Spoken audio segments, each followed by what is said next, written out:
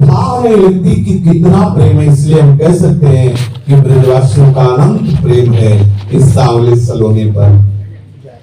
सब ब्रजवासी, चाहे खगमृग पशु पंछी वृद्ध गोपी कोई भी हो, सबका चित्त स्नेह से भीगा रहता है।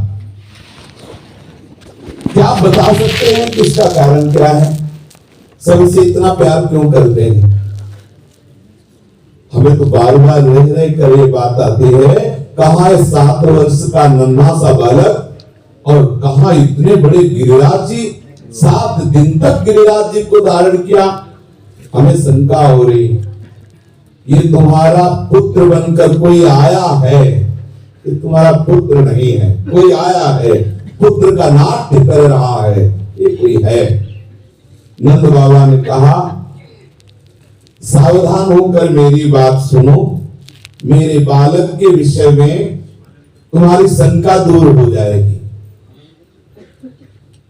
महर्षि गर्गाचार्य जी जब कृपा करके पधारे थे और जो ही पहली दृष्टि में हमारे बालक को देखा था, तो उन्होंने हमसे एकांत में कहा था कि तुम्हारा बालक प्रत्येक युग में अवतार धारण करता है।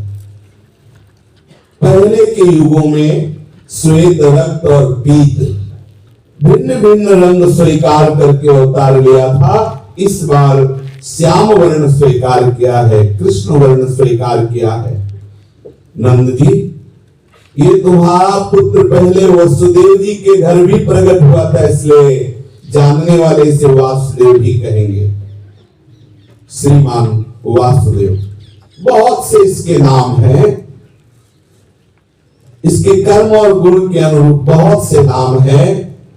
मैं उन नामों को जानता हूं पर वर्णन नहीं कर सकता, क्योंकि अनंत है, साधारण लोग नहीं जानते। ये तुम लोगों का परम कल्याण करने के लिए ही प्रकट हुआ है, गर्गाचार्य जी ने नंद बाबा से कहा। समस्त गौओं को ये बहुत प्यार करेगा। इसकी सहायता से तुम बड़ी बड़ी विपत्तियों को सुगमता पूर्वक पार कर लोगे। और गर्गाचार्य जी ने कहा कि ब्रजराज, ये पूर्व काल में एक बार पृथ्वी में कोई राजा नहीं रह गया था, डाकुओं चोरों ने बड़ा उपद्रव मचा रखा था। तब तुम्हारे इसी पुत्र ने सज्जन पुरुषों की रक्षा और लुटेरे दुष्ट जनों का पराजय, सज्जन पुरुषों की रक्षा करके सहयोग दिया, उनको बचाया और दुष्टों का विनाश किया। आप इसे यूं ले लीजिए कि जो अंदर हमारे दुष्ट उपद्रव मचाए हुए हैं, आप जब इनके चरणों का आश्रय ले लोगे तो ऐसी सहायता करेंगे कि वो भाग जाएंगे। जितने भी सद्गुण हैं वो सब प्रकाशित हो जाते हैं, जितने दुर्गुण हैं उनका नाश हो जाता है इनके चरणों का सतत चिंतन करने से। घोर वैश्यागामी, घोर पतित आचरण करने वाले बड़े बड़े महात्मा हो गए प्रभु के चरणों का आश्रय लेकर। गर्गाचार्य जी ने कहा था कि जो तुम्हारे सांवले सलोने बालक से प्रेम करते हैं वो महाभाग्यशाली है, बड़े भाग्यवान हैं। जैसे भगवान नारायण के कर कमल की छत्र छाया में जो होता है उसे कोई पराजित नहीं कर सकता, ऐसे ही तुम्हारे इस बालक से जो प्रेम करेंगे उनको भीतरी या बाहरी कोई भी शत्रु परास्त नहीं कर सकते। ये तस्मिन् महाभागा नीतिं कुर्वन्ति मानवाः नारयो विभवन्ति तान् विष्णुपक्षानिवासुराः। कोई भी जो हमारे श्याम सुंदर के नाम से, रूप से, चरणों से, धाम से प्रीति करेगा, तो चाहे भीतरी या बाहरी कोई भी विपत्ति विकार उसे परास्त नहीं कर सकता। कोई भी विघ्न करता विघ्न नहीं डाल सकता। विश्वास कीजिए, इन हमारे जीवन में लड़खड़ाहट है, हमारे जीवन में जो कुछ पतन दिखाई दे रहा है उसका कारण है हमारी भजन की निरंतरता में बाधा है। हम स्वाभाविक जानबूझकर भजन को छोड़ देते हैं और विषय का चिंतन करने लगते हैं।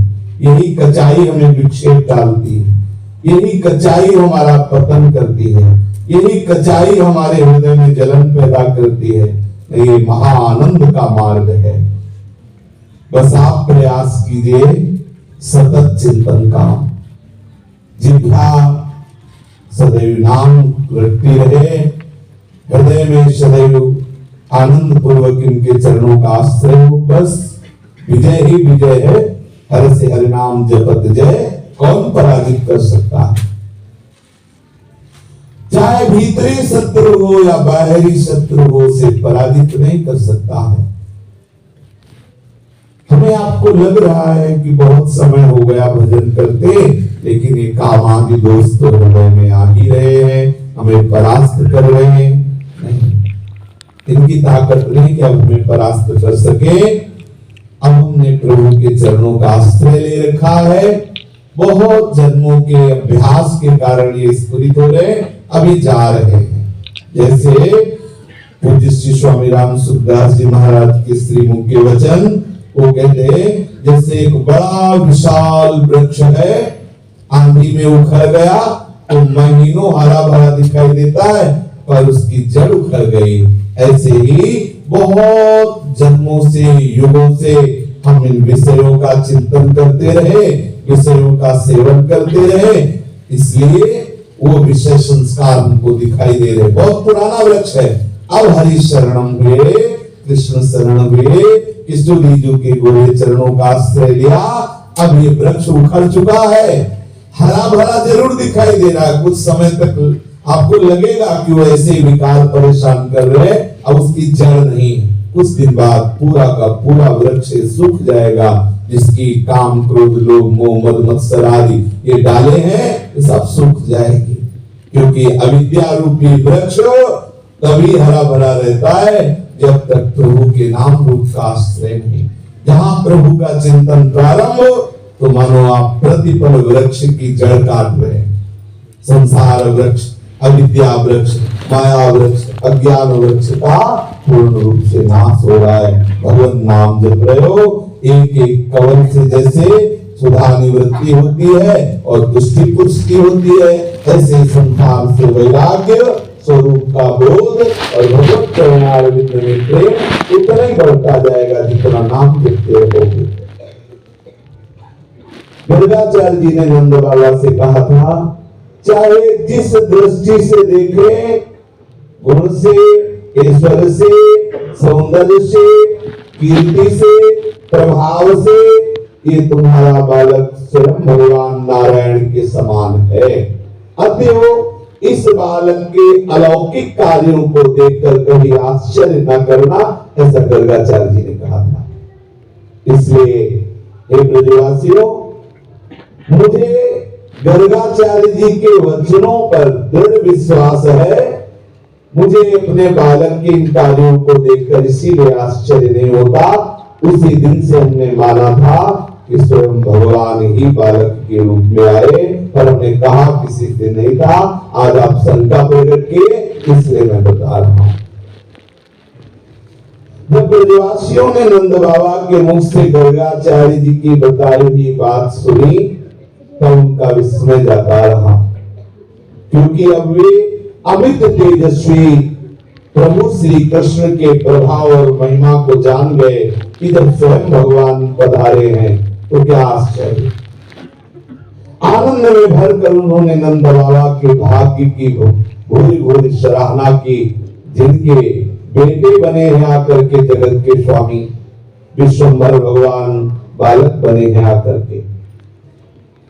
जिस समय गिरिराज जी को धारण किया, इंद्र का सारा का सारा प्रयास निष्फल हुआ। क्रोध के मारे आग बबूला होकर वज्र का प्रहार करना चाहता था, प्रभु ने वही उसको स्तंभित कर दिया। मूसलाधार वर्षा का कोई प्रभाव ब्रजवासियों के ऊपर नहीं पड़ा, ब्रजभूमि पर नहीं पड़ा। बड़ी सुंदर व्यवस्था थी। ऊपर भगवान के दिव्य पार्षद सुदर्शन चक्र अपने तेज से उस वर्षा के जल को सोख रहे थे। नीचे जो वर्षा हो चुकी थी उसे भगवान शेष जी ऐसे मेढ़ की तरह होकर गिरिराज में एक बूंद पानी नीचे न जा सके ऐसी व्यवस्था की हुई थी। और भगवान छाते की तरह गिरिराज जी को धारण, कुछ फर्क नहीं पड़ा। अब तो हार गया देवराज इंद्र, कोई बल नहीं चला। प्रभु ने ये लीला की थी इसीलिए कि उसका अहम नष्ट हो जाए। आखिरकार वो भी भगवत सेवक ही है। देवराज इंद्र प्रभु की इस त्रिभुवन सेवा का कार्य भार संभाले हुए हैं। भगवान श्री कृष्ण ने गिरिराज गोवर्धन को धारण करके मूसलाधार वर्षा से ब्रज को बचा लिया। देवराज इंद्र के जब मान का मर्दन हुआ तब उसके हृदय में बात आई कि मैं भूल गया था कि ये हमारे परम ईश्वर है और ऐसी गलती कर बैठा। चलना चाहिए, मनाना चाहिए प्रभु को। इधर प्रभु ने गौओं की रक्षा की थी तो गोलोक धाम से बधाई देने के लिए स्वयं कामधेनु जी पधारे। कामधेनु का स्वर्ग से देवराज इंद्र अपने अपराध क्षमा कराने के लिए पधारे। बहुत ही लज्जित थे प्रभु के सामने जाने में कि अपराध क्या है, कैसे जाऊं। एकांत स्थान में प्रभु के पास जाकर अपने सूर्य के समान तेजस्वी मुकुट से उनके चरणों में प्रणाम किया। परम तेजस्वी प्रभु के प्रताप को देखकर देवराज इंद्र का एक घमंड चूर चूर हो गया कि मैं त्रिभुवन पति हूं, मैं तीनों लोकों का स्वामी हूं। हाथ जोड़ करके बार बार साष्टांग प्रणाम करते हैं, फिर प्रभु की विनय करते हैं। विशुद्ध सत्वं तव धाम शांतम तपोमयं धस्तनजस्त्रमस्वं मायामयोऽयं गुणसंप्रवाहो न वेद्यते ते ग्रहणानुबन्ध कुतो न तत्ते तव ईश तत्कृता लोभादयो ये बुधलिंग भावाः तथापि दण्डं भगवान् बिभर्ति धर्मस्य गुप्त्यै फलनिग्रहाय पिता गुरुस्त्वं जगतामधीशो दुरत्ययः काल उपात्तदण्डः हिताय स्वेच्छा तनुभिः समीहसे मानं विधुन्वन् जगदीशमानिनाम् ये मद्विधाज्ञा जगदीशमानिनस्त्वां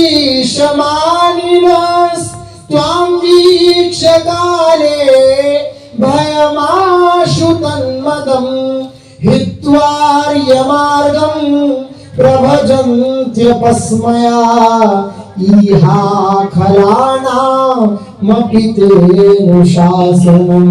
देवराज इंद्र जब दैन्य होकर प्रभु के चरणों में बार बार प्रणाम कर रहे हैं और हृदय में उत्साह बढ़ रहा है कि प्रभु का स्तवन करूं, तो प्रभु की कृपा दृष्टि से प्रभु की महिमा देवराज इंद्र के हृदय में प्रकाशित हो गई। अगर ये महिमा देवराज इंद्र के हृदय की होती तो ये उद्दंडता पीछे न करते, भोले भाले भगवत प्रेमी महात्मा जो ब्रजवासी रूप में है, उनको कितना कष्ट पहुंचाने की चेष्टा की। ओले बरसा रहे हैं, मूसलाधार पानी बरसा रहे, बिजली कड़क रही, प्रलयकारी, ऐसा जैसे प्रलय के समय मेघ बरसते, ऐसी ये महिमा प्रकाशित हुई है। जैसे ध्रुव जी स्तुति करना चाहते तो प्रभु ने शंख कपूर में स्पर्श कराया, देवी समस्त वेदों का ज्ञान स्फुरित हो गया। और वैसे भी प्रभु के झांकी दर्शन करते ही विशुद्ध बोध प्रकट हो जाता है। मन दर्शन फल परम अनुपा, जीव पाव निज सहज स्वरूपा। वो देह भाव से रहित होकर स्वरूप स्थिति को प्राप्त हो जाता है। भगवत महिमा भगवत कृपा से ही जानी जा सकती है, कोई अपने बुद्धि बल से नहीं। इस समय जो देवराज इंद्र को ज्ञान हुआ वो भगवत प्रदत्त है। कह रहे हैं प्रभु, ये जो आपका स्वरूप है परम शांत है। पहला शब्द क्यों? महाराज आप अपने स्वरूप में आइए, आप शांत रहे। कहीं ऐसा ना हो यद्यपि हमने अपराध किया है तो कहीं थोड़ा सा आपने प्रकृति टेढ़ी कर ली तो महाराज हम उसको सह नहीं पाएंगे। इसलिए नाथ आप शांत, आपका स्वरूप शांत है। और प्रभु आप ज्ञानमय हैं। ये जगत का नाटक आप कर जरूर रहे हैं और अपने आप में ही कर रहे हैं। जगत नाटक वैभवा आप अपने आप से अपने आप में प्रकट है। इसलिए प्रभु आप ये भी समझ लीजिए कि किसी कोने में आप भी है, इसलिए क्षमा करना। आप ज्ञान स्वरूप हैं। और फिर कह रहे हैं कि प्रभु रजोगुण तथा तमोगुण से रहित है और हम सब गुणों से युक्त हैं। तो अगर गुणों से युक्त हम सब से कोई अपराध बन जाए तो हे गुणातीत आप क्षमा कीजिए। प्रभु गुणातीत है, प्रभु के अधीन प्रकृति रहती है और जीव प्रकृति के अधीन रहता है। आप विशुद्ध हैं, आप अपराकृत हैं, आप दिव्य सत्वमय हैं।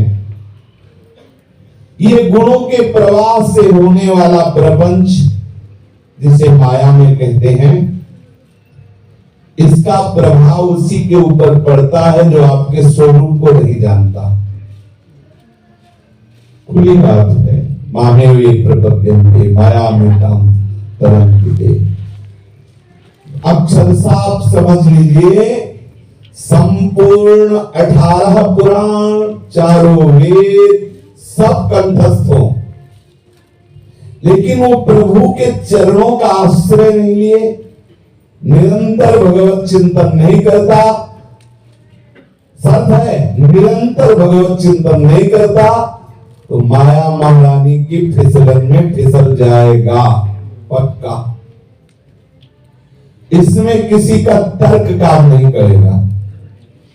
ऐसे से विद्वानों के दर्शन हुए हैं जो सभाओं का मंडन करने वाले सुशोभित होते हैं और वेदांत की धारा प्रवाह, पढ़े लिखे ही नहीं, व्याकरण से और संस्कृत से। अब वाराणसी तो जैसे ब्रज भूमि वृंदावन धाम प्रेमियों की भूमि है, यहाँ के पशु पक्षी भी प्रेमी है। तो सच्ची मान लो, जो वाराणसी काशी है ना, वो ज्ञानियों की भूमि है। वहां एक झाड़ू लगाने वाले को भी वेदांत का ज्ञान है, वो आपको आमूल मासनों को उपदेश दे सकता है।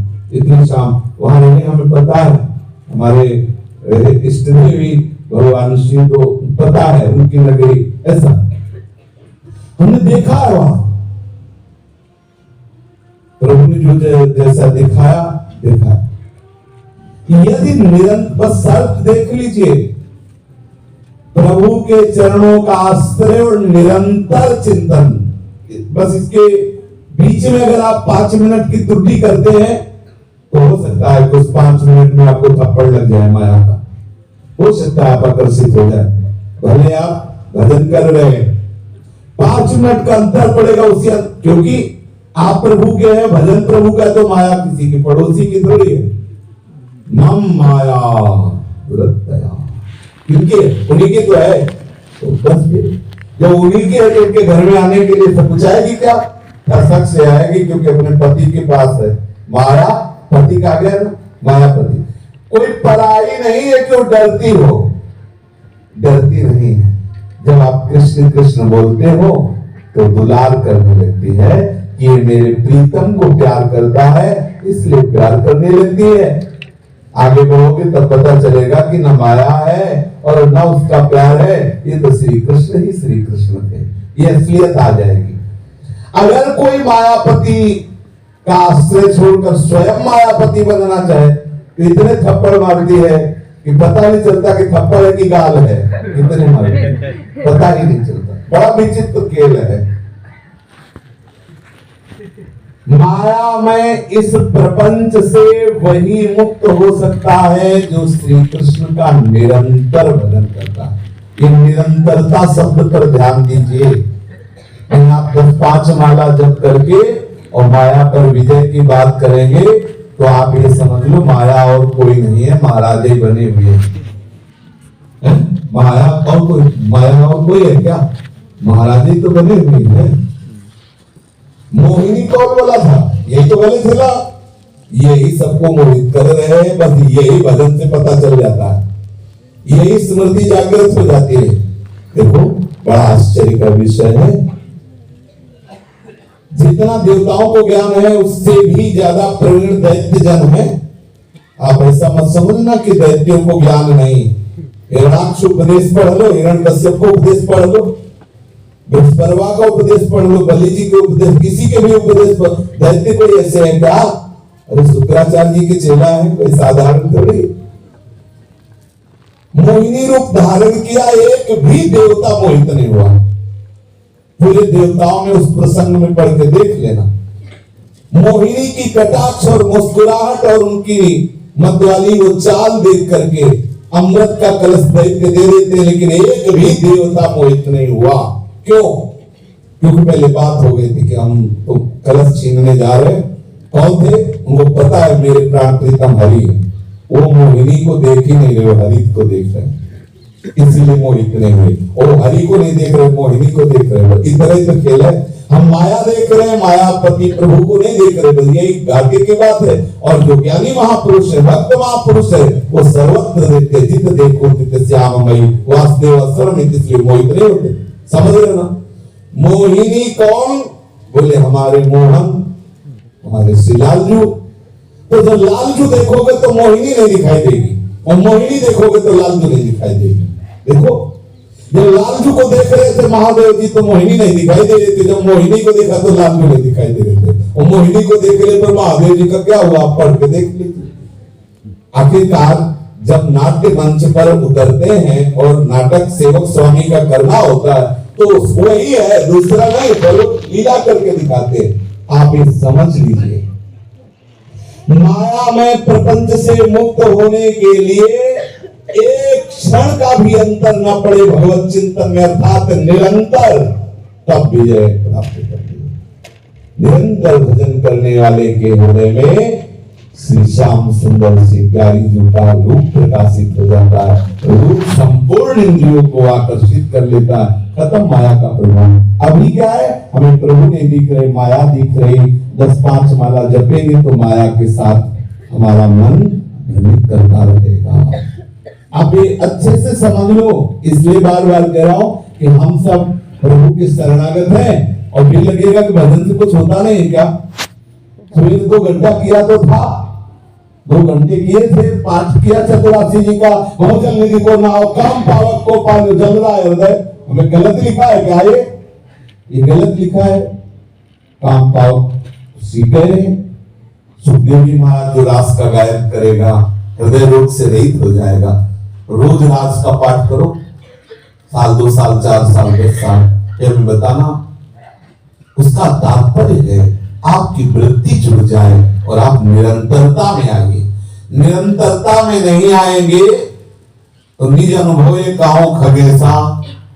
कभी कहीं होता है ना कि भाई अपना भी अनुभव हृदय का कहते, क्योंकि लंबा सफर है तो अपने को भी पता है, एक क्षण के लिए चुके तो पूरा ज्ञान विज्ञान अनुभव सब एक पर्दे में करके वो आकर्षित कर लेती है। एक क्षण हमारी आपकी बात क्या शिव विरंज का मोह है।